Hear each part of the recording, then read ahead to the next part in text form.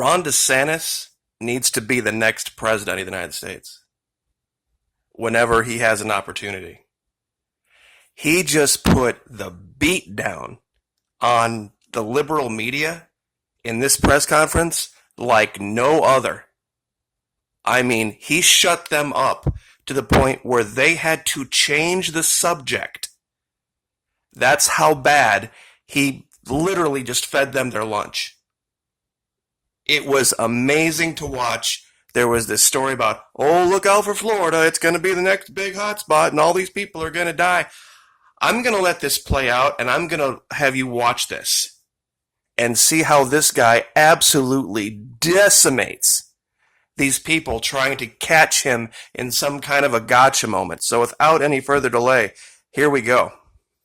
Cutting off Brazil. I mean, you're going to... Well, not necessarily cut them off, but it's just if you're going to fly to Miami, then the airline should give you the Abbott test and then put you on the plane. But would you ever want to ban certain countries? If they were seeding the United States, I think you should ban them. You'll be watching and you'll let us know. But I would say in the United States, or in Florida, in spite of all the international travel, I mean, we have so many people that go to Orlando, Miami, and all that. If you look at our outbreak, not a lot of it is tied to that. It's mostly tied to New York City travel, the end of the 3 southern Florida, because the Orlando situation is worlds different than Palm Beach and Broward and Miami-Dade. But yet they have as much international travel as anybody. And yet, as of this morning, I think Orlando had 50 people hospitalized in that whole area for COVID-19. I mean, people were predicting there were going to be hundreds of thousands hospitalized in Florida by this time. So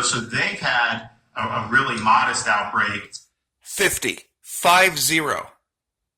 What happened to the big apocalypse from Disney that was open in all the way into March? Southeast Florida, I mean, still by some of these other standards, not as bad as other parts of the country, but that was really more of a domestic seeding, I think, than international. Well, we're going to be in touch on that. Go ahead. Why not require that people take tests before they take international flights, and why not even require that people wear masks on We're looking at planes? that, and we're probably going to be doing that. Brazil has pretty much of an outbreak, as you know.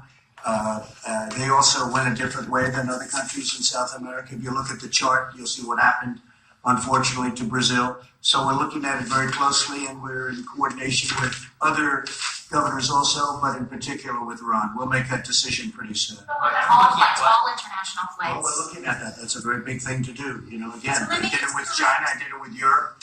That's a very big thing to do. It's certainly a very big thing to do to Florida because you have so much business from South America.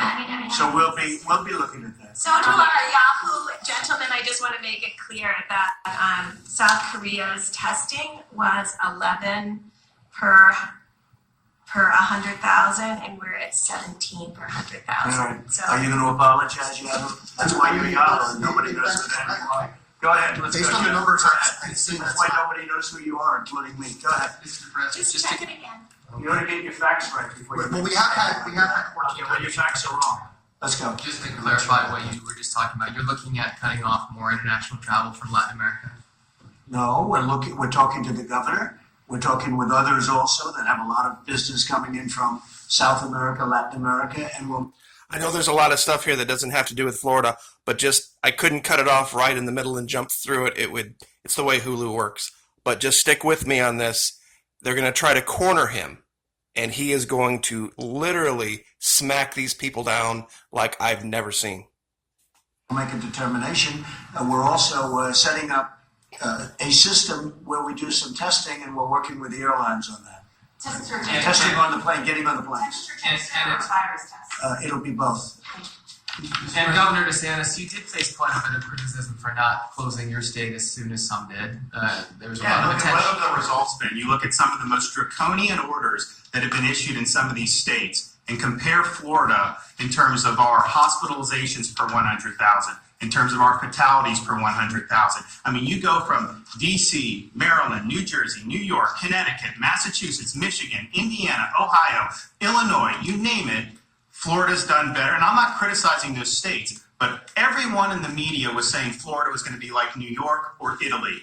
And that has not happened because we understood we have a big diverse state. We understood the outbreak was not uniform throughout the state. And we had a tailored and measured approach that not only helped our numbers be way below what anyone predicted, but also did less damage to our state going forward. I had construction going on, the road projects, but we did it in a safe way. And we did it, I think, in a way that is probably more sustainable over the long term. So I think people can go back and look at all the criticism and then look now, and nobody predicted that Florida would. We have challenges. This is not an easy situation. We've had people in the hospital, but I'm now in a situation where I have less than 500 people at a state of 22 million on ventilators as of last night.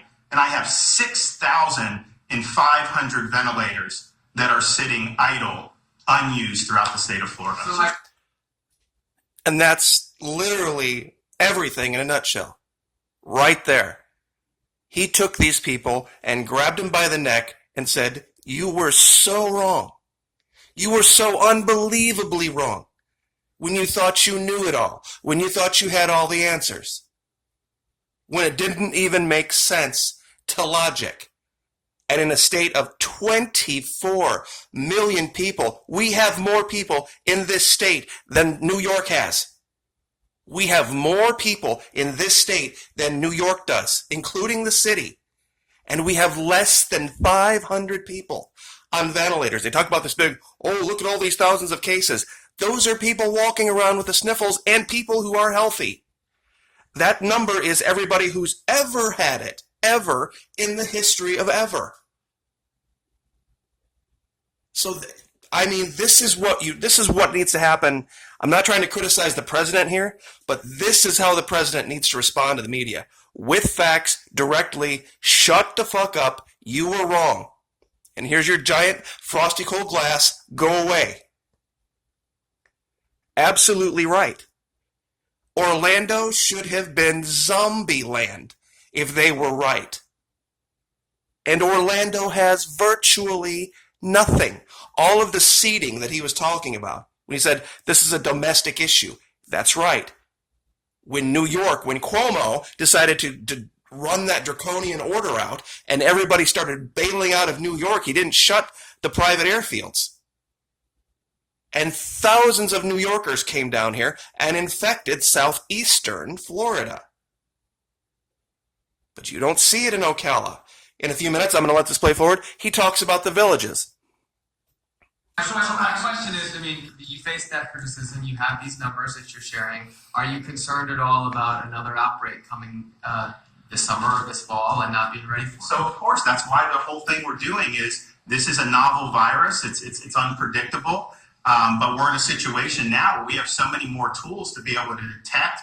And one of the things that I was talking to Dr. Burks about, our Florida Department of Health, we have a fully integrated health system with the counties. We have been doing contact tracing from the very beginning. Now, sure, once the outbreak gets to a certain point, the mitigation is really what you do. The contact tracing is not going to be able to stop like what was going on in New York City. But in Florida, we had such an uneven outbreak. We were doing contact tracing throughout this whole time in parts of the state that the outbreak wasn't as severe. They limited the spread and did it very effectively. And so that's going to be a huge part of what we're doing going forward. And we think that that can be successful. And we're going to have so many more opportunities with sentinel surveillance. We're offensive with the nursing homes. Nothing's going to change on the nursing home testing. This is, until this virus goes away, this is the population that is most at risk. In Florida, we have close to 85% of the fatalities have been age 65 or older, and most of them have some comorbidities. And so these are the types of facilities that are the most at risk. So nothing's going to change on that. We're going to continue protecting elderly, and we messaged that very early about the risk, about how they should stay home. I wasn't going to arrest an elderly if they left their house, but we told them limit contacts because you're more at risk, and they listen. That's why you go to a place like the Villages. There were articles written saying, oh, the Villages is going to crash and burn, all this other stuff. They have like a 2.5% infection rate. We tested 1,200 asymptomatic, and none were found to have the virus. And so this is this message of understanding the risks are different for different parts of our communities and age and health, and continue doing all. So I think what you'll see is, however we move forward, and I'll announce that soon, you're going to see even more attention paid to the vulnerable. And I think that that's what we need to be doing. And you know, Ron said one thing that was very interesting. You talk about ventilators, and ventilators were going to be a disaster in Florida, a disaster, not enough. And we sent them thousands of ventilators. But in the meantime, you have thousands of ventilators that aren't used, and we'll be able to send them probably to other countries. You'll build up your stockpile. I mean, the room, when he stopped speaking, was silent. Usually, there's always some little petulant moron with his little gotcha question. When he answered that question, that was it. They couldn't answer him. He literally just destroyed them. He should have been at the briefings. This guy should have been at the task force briefings. I know he's just the governor of Florida, but that explains literally everything across this country. Are there hotspots? Yes. They're mostly in cities. Yes. They're mostly elderly people. And are there lots of quote-unquote cases? Yes, but when they talk about that cases number, that includes healthy people. That includes healthy people walking around who don't have it. Tune into CNN and watch Brooke Baldwin. Guess what? She's a case. She's a case in New York, even though she's perfectly healthy and on the news. Same thing when Chris Cuomo, whenever he comes back. They're never going to take them out of that column. Ron DeSantis, brother, man, you absolutely nailed it. That needs to be our next president. You have a guy like that do a briefing with these media, I'm not going to say it, and he'll shut them up. Absolutely shut them up with facts. Well done, Ron DeSantis. And I just wanted to share this. Like, share, subscribe. Thank you so much, and we will see you next time.